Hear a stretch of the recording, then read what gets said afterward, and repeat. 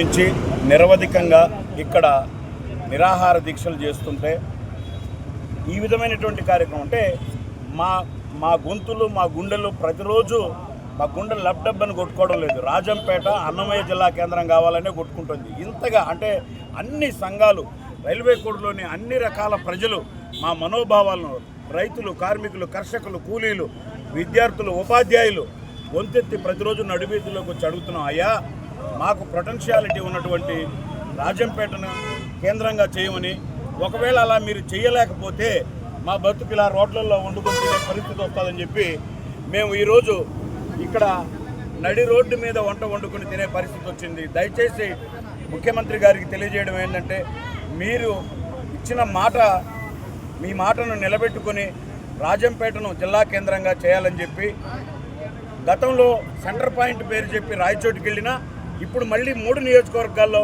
అన్ని రకాల centre point, potentiality ఉన్నది, అన్ని సౌకర్యాలు, మౌలిక సదుపాయాలు అన్నీ ఉన్నది రాజంపేట. కాబట్టి మీరు రాజంపేటను జిల్లా కేంద్రంగా చేయాలని కోరుకుంటూ మాకు ఉద్యమానికి ప్రతిరోజు సహకరిస్తున్నటువంటి ప్రతి ఒక్కరికి పేరు పేరున ధన్యవాదాలు తెలుపుతున్నాను.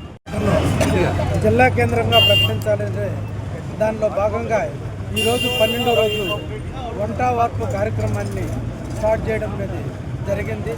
కాబట్టి ఈరోజు వంట వార్పు కార్యక్రమం యొక్క ఉద్దేశం ఏమంటే, మాకు రాజంపేటను డిస్ట్రిక్ట్ హెడ్ క్వార్టర్గా ప్రకటించకపోతే మా భవిష్యత్తు రోడ్డు పైన ఈ విధంగా వండుకొని తినాల్సినటువంటి పరిస్థితి అనేది ఏర్పడుతుందనేసి మన ముఖ్యమంత్రి చంద్రబాబు నాయుడు గారికి తెలియాలనే ఉద్దేశంతోనే చేస్తున్నాం అన్నమాట.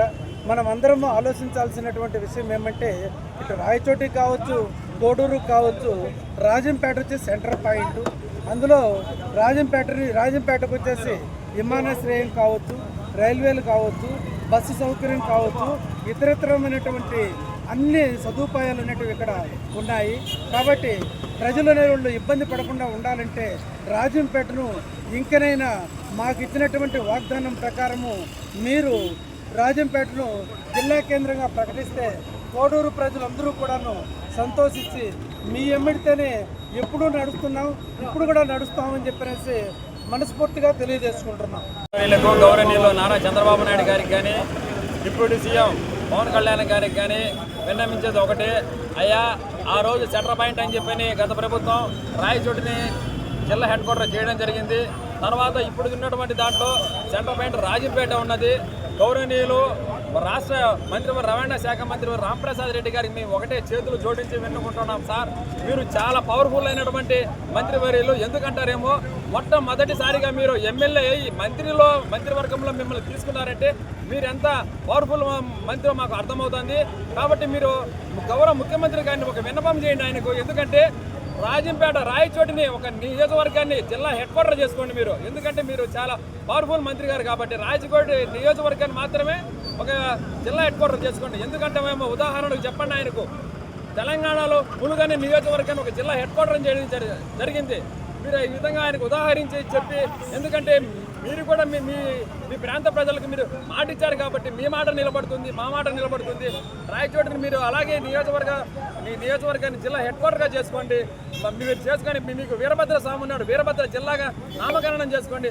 మాకు ఇక్కడ ఉన్నటువంటి అన్నమయ్యని తీసుకెళ్లి రాయచోటికి నామకరణం చేసుకోండి. ఎంతవరకు సమంజసమో ఒకసారి మంత్రి గారు కూడా ఆలోచించాలని చెప్పి మేము చేసి తరఫున మేము చేతులు జోడించి విన్నవించుకుంటున్నాం. Local to global news at your finger tips. మీ చేతిలో ఒక ఆయుధం. Download Raw TV app. Media legend Ravi Prakash is back.